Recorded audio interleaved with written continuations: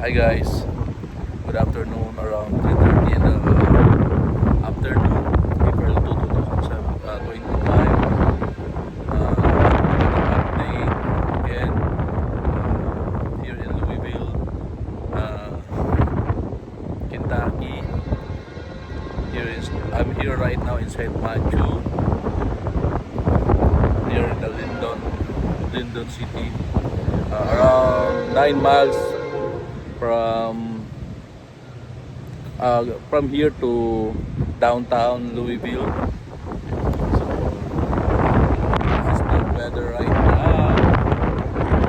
Very windy and cloudy, and then here right now we have a tornado warning.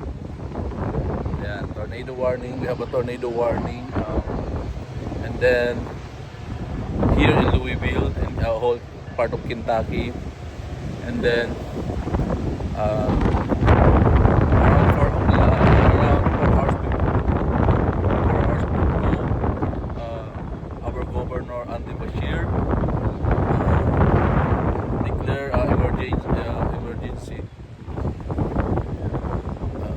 because of this weather around. So keep safe, everyone. Keep safe, all our friends here in Louisville. God bless everyone for safety. God bless. Take care. All Louisville kids.